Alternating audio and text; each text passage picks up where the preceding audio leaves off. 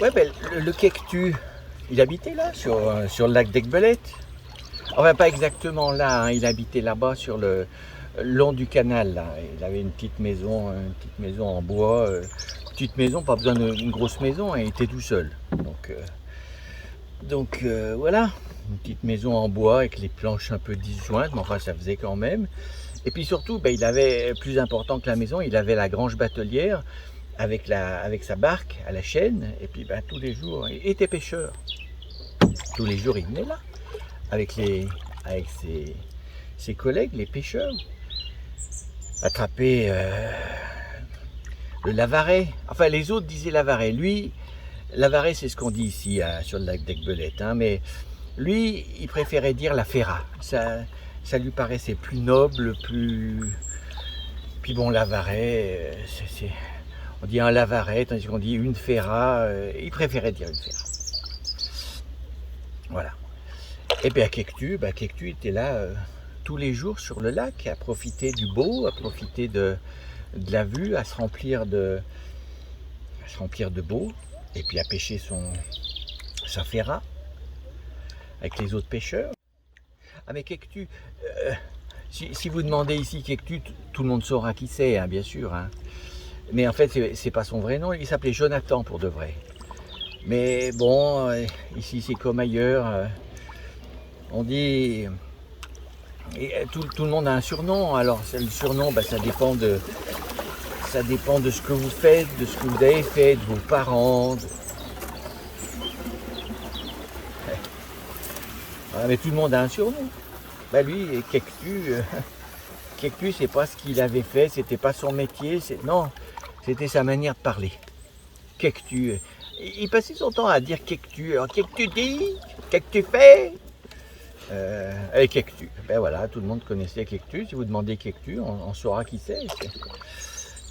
Et ben, à ce moment-là, il commençait à plus rien attraper. Les autres attrapaient pas grand-chose, mais alors lui, rien. Donc quand il rentrait le soir à la maison, pas grand-chose à manger. C'était la soupe aux 3 chosettes avec un peu de lait, un peu d'eau, un peu de sel, et puis voilà.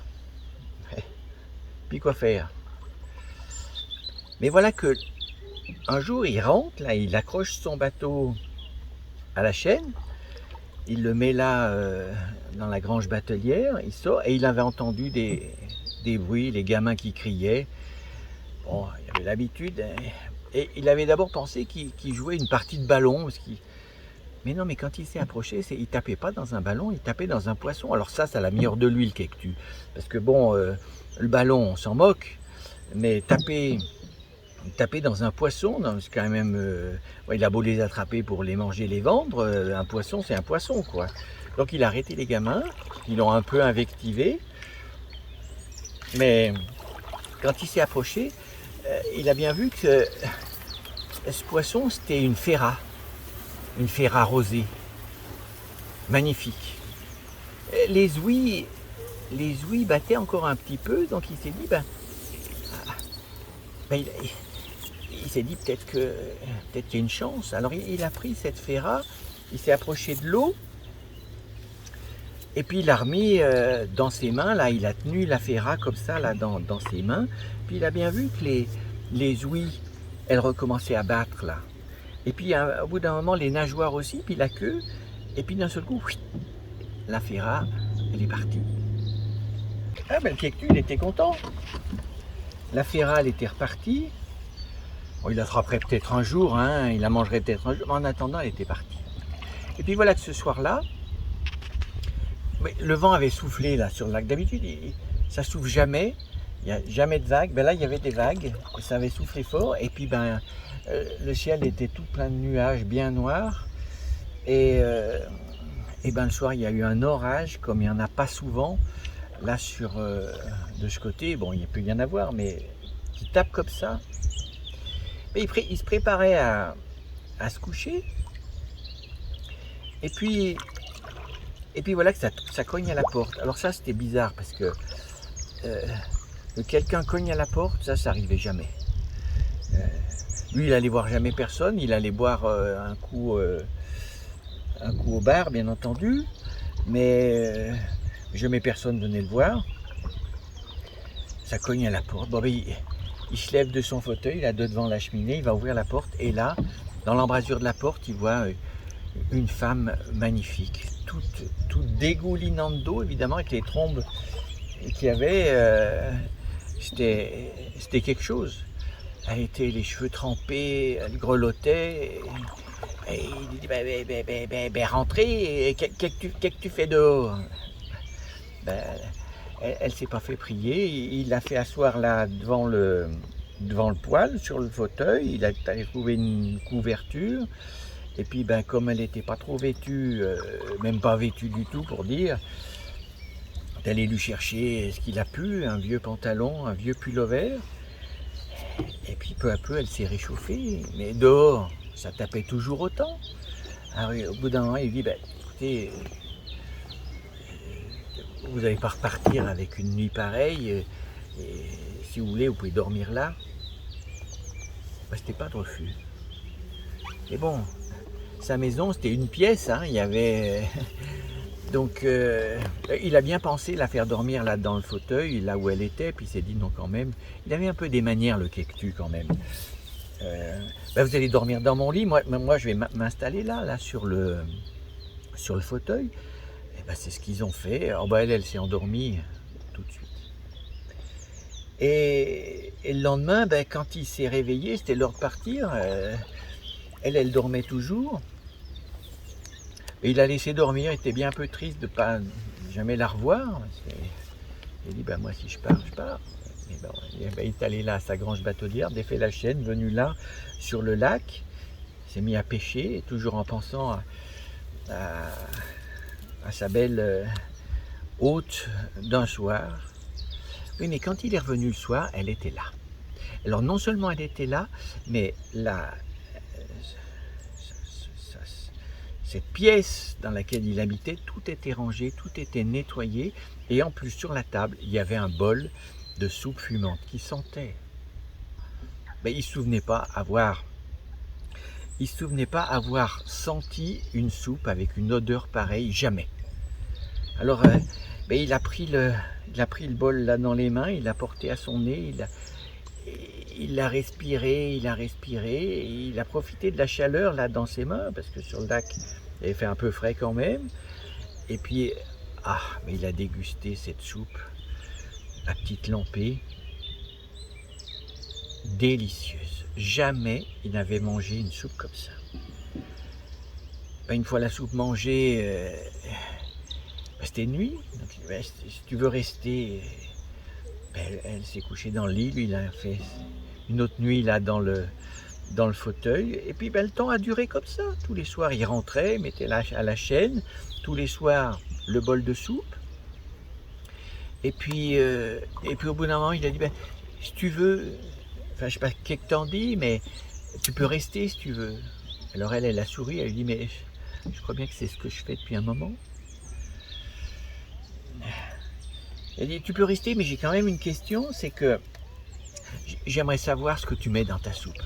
Alors là, son regard s'est durci.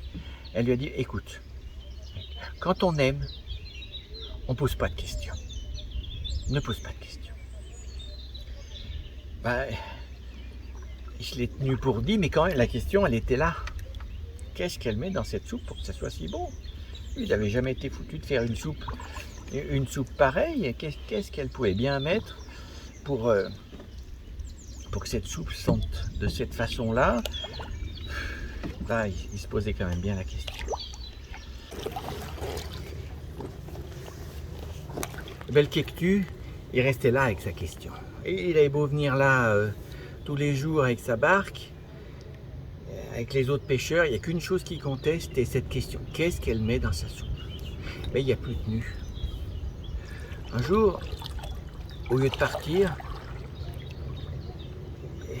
il est venu là, il ne savait pas trop quoi faire parce que qu'est-ce que tu fais, qu'est-ce que tu dis, il ne savait pas trop, lui, il n'y avait pas grand chose qu'il savait faire à part pêcher, à part décrocher son bateau. Et ben, il est venu là jusqu'à la grange batelière, le long du canal, mais il n'a pas défait la chaîne. Il ce qu'il a fait, c'est que, sans faire de bruit, il est retourné à la maison. Et puis il a jeté un coup d'œil à travers les planches disjointes. Et là, il l'a vue. Elle était en train de se déshabiller, elle venait de se réveiller. Alors il a vu ses épaules nues, il a vu son corps recouvert d'écailles rosées, et puis son corps terminé en queue de poisson, sans jambes. Et puis elle avait mis une gamelle à chauffer là sur le poêle. Ben, elle a plongé dans la gamelle, et puis elle a nagé en avant, en arrière, elle a plongé au fond, elle semblait se régaler, elle s'est frotté le corps comme ça. Mais lui, même à travers les planches disjointes, il s'est mis à sentir là, le fumet de la soupe. Et là, il a compris. Oui, mais quoi faire? Qu'est-ce que tu fais? Eh bien, il ne savait pas. Il n'en savait rien. Qu'est-ce que tu fais? Ben, il ne savait pas. Alors ben, il est revenu là à sa grange batelière, il a défait la chaîne, il est venu par là, mais il n'a rien pêché ce jour-là. Et puis le soir, quand il est rentré, il a raccroché son bateau, il l'a remis à la chaîne, et est arrivé à la maison plus tard que d'habitude. Et puis quand il est arrivé, ben, ça sentait la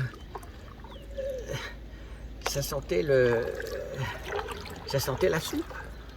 Alors, ben, ça sentait la soupe, oui, et il a repoussé le bol. Alors elle l'a regardé. Elle lui a dit, ben, toi, tu connais le secret de la soupe. Ça, je te l'avais dit, hein. Je te l'avais dit. Quand on aime, on ne pose pas de questions. Elle est restée silencieuse comme ça, un moment. Ben, lui aussi, il ne savait pas quoi dire. Quand on aime, on ne pose pas de questions. Alors finalement, là, eh ben, elle s'est déshabillée.